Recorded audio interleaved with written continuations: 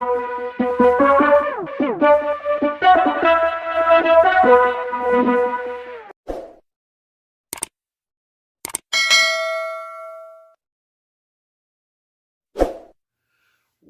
going on, guys? David here with you with DC Appliance Repair. Welcome to my channel.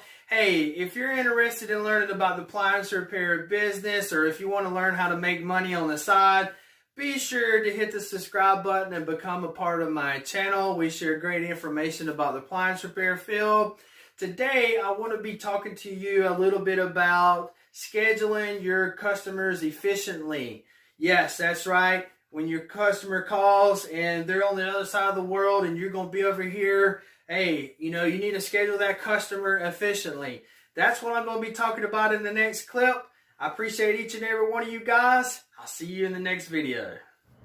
Alright, so one of the things I wanted to talk about was scheduling customers and being efficient in your scheduling and building your routes, because let me give you an example. Me and the other technician, we've been in our county, for some time now, and when we switch it over, like say for instance, the other guy was out, he took a vacation, so when these calls come in, we had to schedule them in accordingly.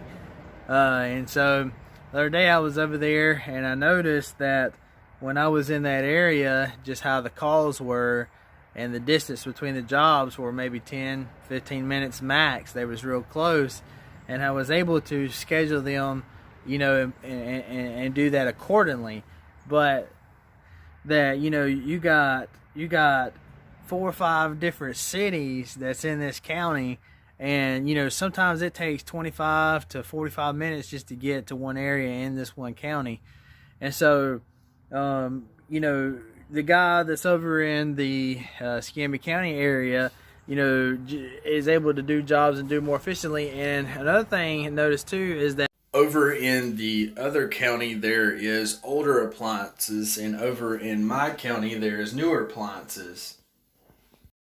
So I noticed that. So I know some of you guys, you may live in a more rural area, and you may live in a more wooded area, to where to get to certain places it may be 20-minute, 30-minute drives in between each job. So take in consideration that sometimes when customers call, and say if this customer is calling from the 8-3 area, okay, which is one of my service areas, so and tomorrow I'm going to be in the 6-1, or on the other side of the county. Well, I'm not going to set that customer up tomorrow. I'm going to say, hey, I can get to you this day. Now, if it's a refrigerator, hopefully maybe somebody will be in that area and I can schedule them. And that's another thing. I try to put half the day in one area and leave the other part of the day open for the other part of the area sometimes. That way, that leaves us room for if there is a refrigerator call.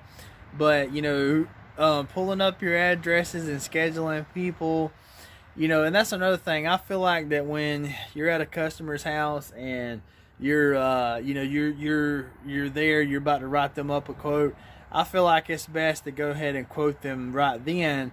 I know sometimes, and I understand sometimes you got to go and you got to look up different things. I do that sometimes. I have to get back with them because it's a little bit deeper issue that I got to dig into, and it's better for me to sit down at the office. But I feel like that, when you're there at the customer's house, make sure to quote them right then. Try not to leave without quoting that customer. But when it comes to scheduling, just like I said, be efficient. Don't be afraid to tell people you can get to them. Try to get to them in a timely manner, but also you're number one. You got to be number one. You got to make it what's efficient for you and not running yourself crazy. But that's another little tip I want to talk about for today. Appreciate each and every one of you guys. Stay with DC Appliance Repair, and I'll see you in the next video.